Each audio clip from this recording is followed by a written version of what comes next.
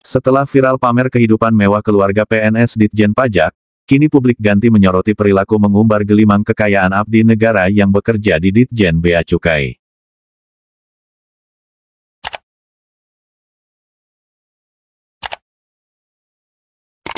Bea Cukai dan Pajak adalah direktorat yang menginduk ke Kementerian Keuangan Kemenkeu. Keduanya adalah deretan instansi pemerintah yang paling besar menerima remunerisasi, baik dalam bentuk tunjangan kinerja maupun penghasilan dalam bentuk lain. Penghasilan yang diterima PNS di Bea Cukai dan Pajak relatif sangat jomplang dibanding instansi pemerintahan lainnya. Itu sebabnya, di lini masa, kedua institusi ini kerap dipelesetkan sebagai Kementerian Sultan. Baru-baru ini, viral aksi pamer kehidupan bergelimang harta seorang PNS Bea Cukai bernama Eko Darmanto. Dia diketahui menjabat sebagai Kepala Bea Cukai Yogyakarta. Di akun Instagramnya, @eko_darmanto_bc, Eko diketahui kerap mengunggah foto dengan latar belakang mobil mewah, motor gede, pesawat terbang Cessna, hingga liburan ke luar negeri. Setelah viralnya kasus kekayaan Rafael pejabat Ditjen Pajak, akun Instagram milik Eko kini sudah menghilang. Namun, tangkapan layar sejumlah unggahannya telanjur menyebar di lini masa. Kini, nama Eko Darmanto langsung trending nomor 3 di Twitter dengan tagar Bea Cukai Hedon. Dalam berbagai laman berita disebutkan bahwa berdasarkan laporan harta dan kekayaannya, Eko Darmanto mempunyai kekayaan sebesar 15,73 miliar rupiah. Namun dalam laporan tersebut dirinya menerangkan bahwa dirinya memiliki hutang sebesar 9 miliar rupiah. Jika ditotal dengan dikurangi hutang maka total harta kekayaan Eko Darmanto adalah 6,3 miliar rupiah. Lantas berapa gaji dan pendapatan Kepala Bea Cukai, sehingga dirinya bisa mendapatkan pinjaman sebanyak 9 miliar rupiah? Jika kita mengacu kepada peraturan perusahaan pembiayaan seperti bank dan lain-lain. Pemberi pinjaman pada umumnya mensyaratkan, maksimal pinjaman adalah dengan melihat kemampuan bayar cicilan per bulan, dengan acuan adalah 30% dari pendapatan bulanan. Jika kita asumsikan bahwa, pinjaman tersebut dalam jangka waktu 10 tahun, mengingat Eko Darmanto yang berstatus sebagai PNS, yang mana masa jabatan dan masa baktinya ditentukan oleh usia. Untuk usia Eko Darmanto pinjaman saat ini, pinjaman dengan jangka pengembalian 10 tahun adalah masa maksimal oleh lembaga keuangan dalam memberikan pinjaman. Jika dengan asumsi tersebut, dengan mengindahkan berapa bunga pinjaman atau jika pinjaman tersebut tanpa bunga, maka Eko Darmanto dalam 1 tahunnya, mempunyai kewajiban untuk mengembalikan pinjamannya tersebut adalah 900 juta rupiah per tahun atau 75 juta rupiah dalam setiap bulannya. Lalu berapakah gaji Eko Darmanto ini sesungguhnya?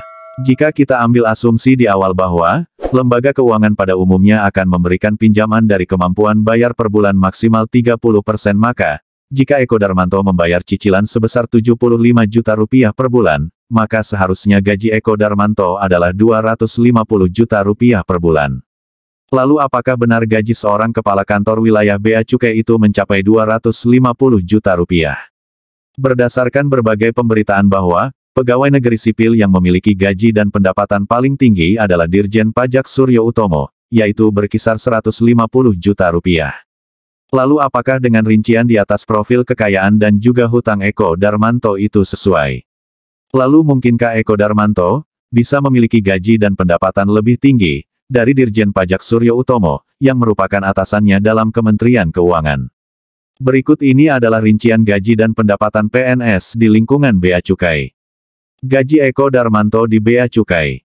Total take home pay pegawai Bea Cukai, gaji Bea Cukai, meliputi gaji pokok PNS, tunjangan kinerja, tunjangan fungsional, tunjangan anak, tunjangan istri, tunjangan beras, uang makan, insentif kumandah, insentif cukai, uang lembur, dan uang perjalanan dinas.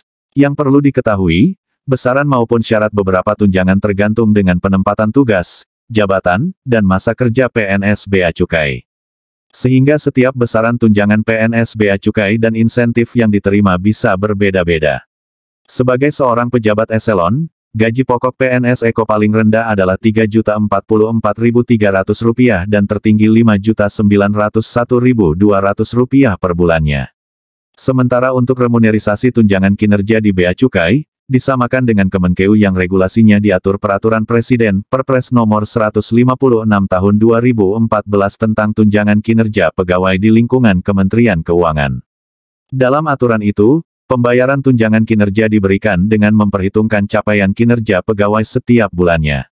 Di Perpres tersebut, besaran tukin terbagi dalam 27 kelas jabatan, di mana semakin besar kelas jabatan PNS di Kemenkeu, maka semakin besar pula tukin yang diberikan. Sebagai Kepala Kantor Bea Cukai, dengan asumsi Eko Darmanto masuk dalam jabatan eselon 3 dalam dengan kelas jabatan 19, maka ia masuk berhak menerima tukin paling besar Rp13.670.000 per bulannya. Selain tunjangan kinerja, Eko juga masih mendapatkan penghasilan lain sebagai PNS. Sebagai contoh, tunjangan istri sebesar 5% dari gaji pokok, tunjangan anak sebesar 2% dari gaji pokok, uang kumenda Rp60.000 per hari sebagai pejabat eselon, dan tunjangan makan Rp45.000 per hari. LHKPN Eko Darmanto apabila merujuk pada laporan harta kekayaan penyelenggara negara LHKPN, yang dipublikasikan di laman resmi Komisi Pemberantasan Korupsi, KPK pada tanggal 15 Februari tahun 2022, Eko Darmanto disebut memiliki harta kekayaan sebesar Rp6,7 miliar. Jumlah harta bergerak Eko cukup banyak. Ia memiliki 9 mobil dengan nilai taksiran Rp2,9 miliar. Salah satu tunggangan paling mewah yakni mobil BMW tahun 2018 senilai Rp850 juta dan mobil Mercy Rp600 juta.